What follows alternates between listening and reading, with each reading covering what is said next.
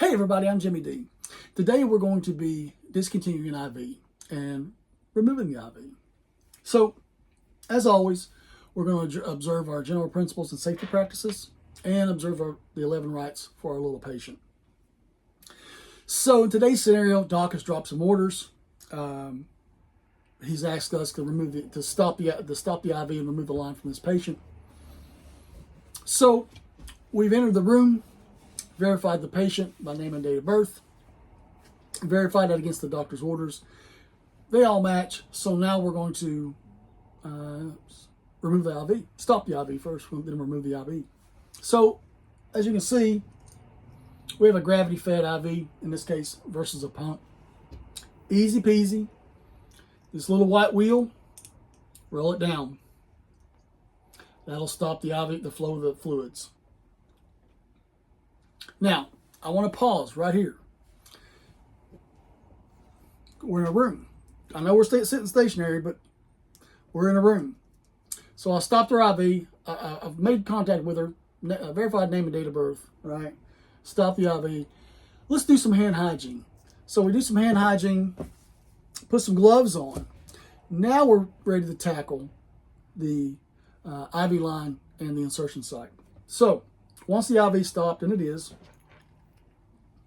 when we come to the IV line and the point where the J-loop starts, unscrew it, pull it out, it'll separate.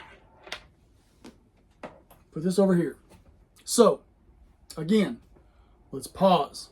Take our time. IV fluid is stopped. We've disconnected the line. We've done our hand hygiene. Let's look at this IV site. So, 3 things I want to look for. I want to make sure there's no redness at the IV site. I want to make sure that there's not been any leakage, which could tell us that we may have lost venous access. And lastly, I want to make sure that there's not been any infiltration. I don't see any swelling up here in the AC. So 3 things: redness, leakage, infiltration. We see none of that here, which is good for us. One last caveat before we start. Consider your patient. Older patients have thin skin. Their skin will tear very easily.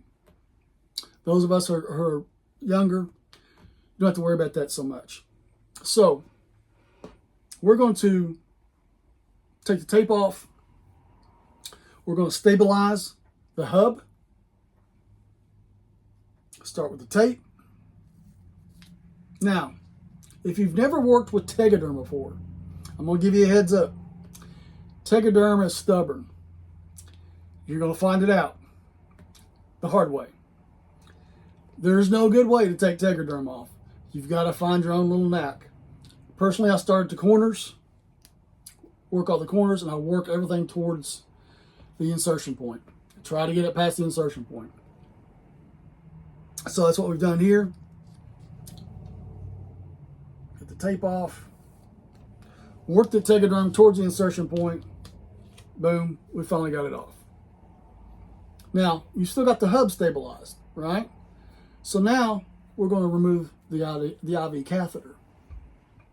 Take a piece of gauze, put it at the insertion point, right?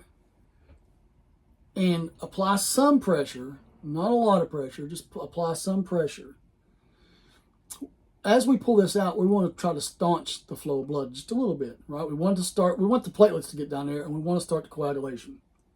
So, apply some pressure, remove the catheter. One more final caveat right here. Do you see how long that catheter is? When you remove an IV catheter, always ensure that all of it came out of that vein.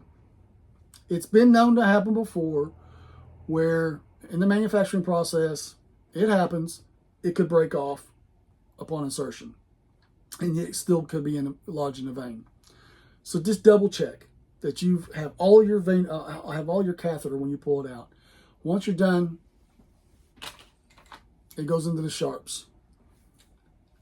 keep pressure on this, right? Remember what I said.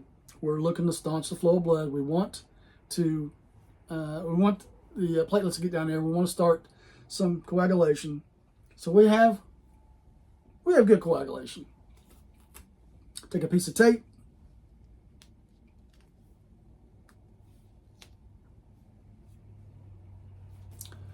Put that on your patient. Tell them to leave it there for a little bit. It wouldn't hurt if you tell them to leave it on there till you get to the truck. Easy peasy. Remove your gloves. Do hand hygiene. Document. If you didn't document, it didn't happen. So you're going to document. Give the discharge papers to your little patient. Out the door she goes. Guys, this has been Jimmy D. We'll see you in class.